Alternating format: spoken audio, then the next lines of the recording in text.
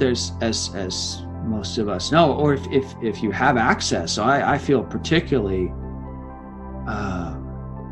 just so sad for people that don't have, say, internet access or easy internet access or devices to, so, you know, for different parts of the world or different levels of people's resources. And just when I see that level of like the humans, whether it's in the United States or other countries, not having access to basic resource like healthcare and all the levels of things, but even just on this level of technology to stay connected when we're home, if we don't have, especially as you said, if we don't have people in the home with us.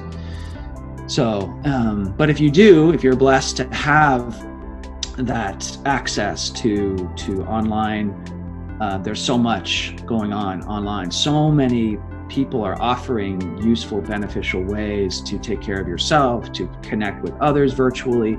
So I just would encourage you to, you know, take the time to do that. You know, it's so easy to be just like maybe binge watching Netflix or just being in the old habits. But this is a time, I think, to maybe especially look for new resources to both for yourself and your own well-being, your own kind of self practices. I like to think of it as and practices or ways to connect with others. So there's so much out there right now. I've heard the distinction between physical distance versus distancing versus social distancing, and I think that's an important distinction. I understand why it's called social distancing, but then maybe just to think of it as just we're physically distancing in order to protect ourselves and others at this time, but it doesn't mean social distancing in the sense, of course, that we need. I think we need more social connectivity at this time to help us get through it and have access our well-being and our resilience. So I think that's just useful to bear in mind. We're not distancing socially, just physically. I'm a huge believer in building a network of what I like to call empathic community. So to put attention into how are you building your empathic community of connections with different people individually and kind of collectively. So how you're staying in touch with people, but it's the how. It's not just, in my view, having normal conversations that we often do that are just kind of ping-ponging back and forth or talking in certain ways that aren't necessarily enriching to us. So what I really believe is important in this time where we're more isolated is to reach out and stay connected to as many people that we feel enriched by, and then to bring. I would invite you, if you're not used to this, like I talked about in the family talk that I just gave, is to invite even a little structure to your conversation with people. Hey, can we just take turns speaking, where we're just really listening to each other, and when we're speaking, we're really dropping into what's really going on for us. It's easy to talk in a more superficial way that isn't getting to that level that actually nourishes us, that feeds us. So I'd say, the importance of building that community of connections and then having these little more intentional conversations you drop into this, being more present in a way, and having that little structure of, I like taking turns, really, so you know who's speaking and who's listening. It just drops us into a different place.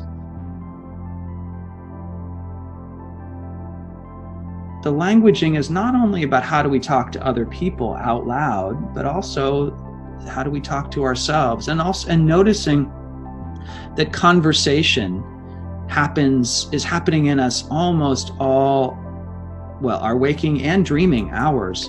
There's conversation going on. There's conversation in the mind that different kind of parts of us are communicating, and we hear different, words being spoken that kind of feel like they're coming from different aspects of us. We have emotionally and physically, we have a lot of different sensations and feelings and emotions happening.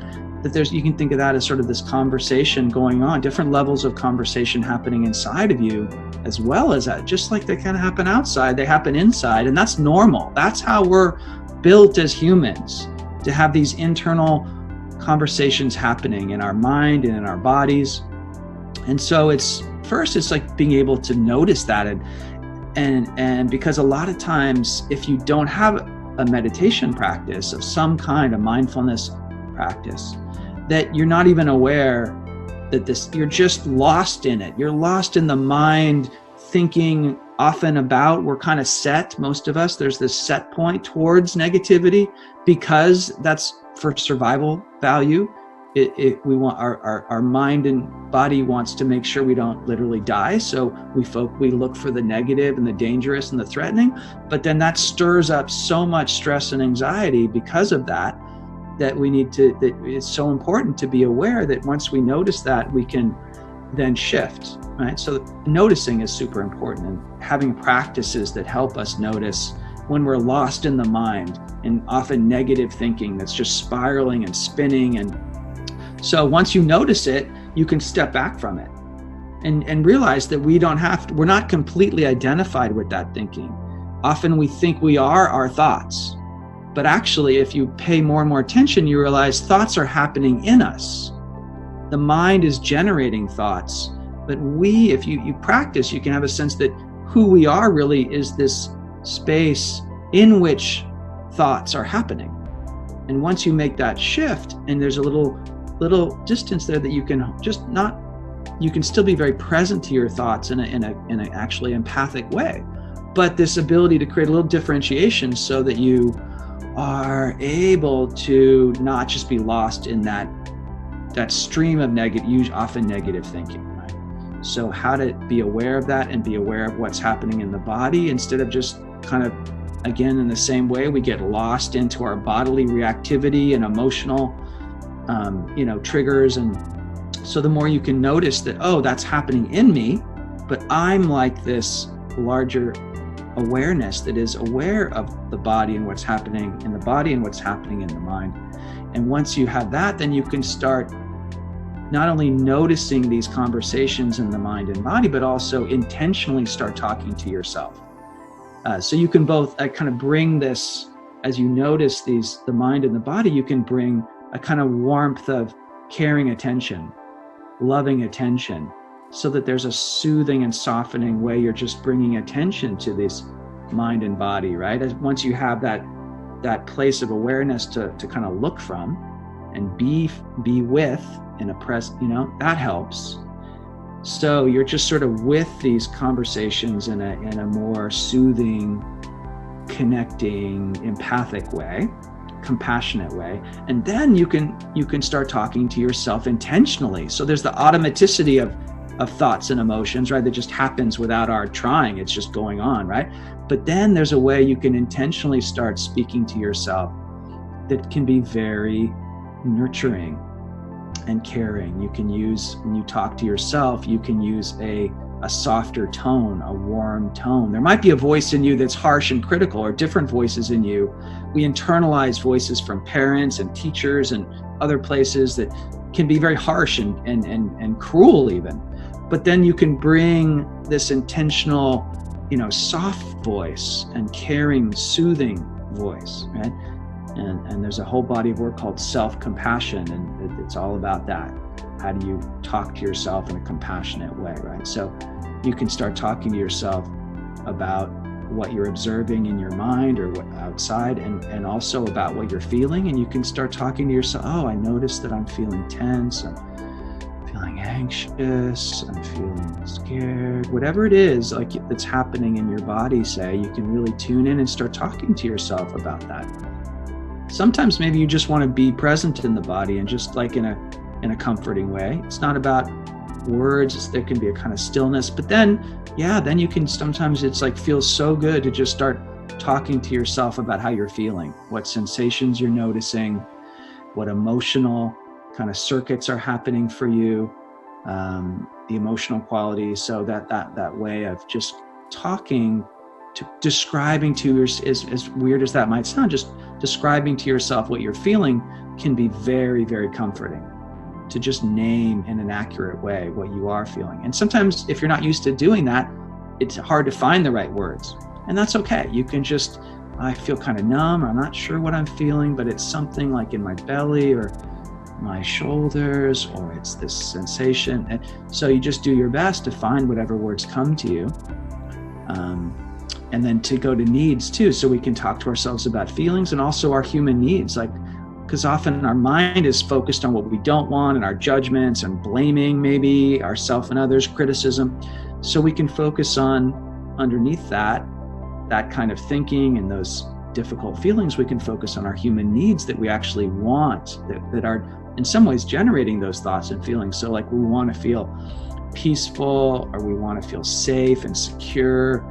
We want to feel kind of held and supported. We want to be seen and cared about, whatever language you can find that names these qualities that we all want. So if you can imagine everywhere in the world, what do we all humans want, all life forms want? To feel love and care, to feel secure and safe, these kind of qualities, to have trust, to have connection and community and belonging, right? All these universal qualities and these words that point to that universality. And I think that takes us out of just being focused in on our own little separate, isolated, fragmented self that's panicking and scared, to this sense of feeling connected to the whole of humanity, the whole of life on the planet, just because we all have the same needs. And by connecting to that universality, there's a feeling of being held in that, and feeling not so alone, and feeling connected in this supportive way to this kind of totality of life that we're all part of. And I find that very grounding, very soothing. You can ask yourself, do I have a request of anything that I want to do for myself? Do I have a request of anybody else? But you can talk to yourself internally about that. Oh, what do I want to meet these needs? What would I like to ask for, even of myself? What could I do for myself right now to take care of myself, to take care of these needs, to take care of the people around me that I want to be present for and help and take care of? So you can just talk to yourself about that, right? And in a way that's just helpful. And all the while that you're talking to yourself, you can be aware of that. So that even when it's intentional self-talk, there's this, you can get the habit of being identified with the awareness, a kind of compassionate awareness that we are in a larger sense. Even when we're talking, we can have that even with our intentional self-talk. Like while I'm talking to you right now, the words are coming and just flowing out of me, and I'm aware of it. I'm aware that I'm talking to you, and I can bring that mindfulness to that self-talk in a way that's also very comforting and soothing, to have that level of awareness.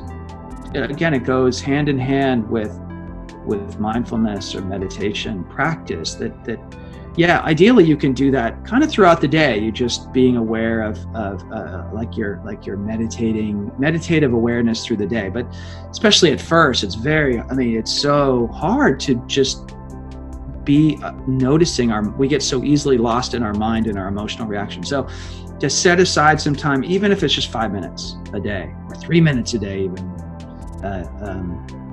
to have that structure of a focused time to just sit and be, and not try to do anything else, just be with ourself, and what's happening in the mind and the body. To have the structure of a time set aside and an amount of time you'd like to do it for, whether it's just a few minutes or longer. And then another thing that in addition to the other kinds of mindfulness practices you can do, coming out of my tradition of empathic communication, there's these 4 basic components that I was referencing a bit earlier, but just to do it more specifically, there's these 4 basic components: observation, feeling, need, request. And you can use that as a bit of a guide, some guidepost as you walk yourself through some self-talk.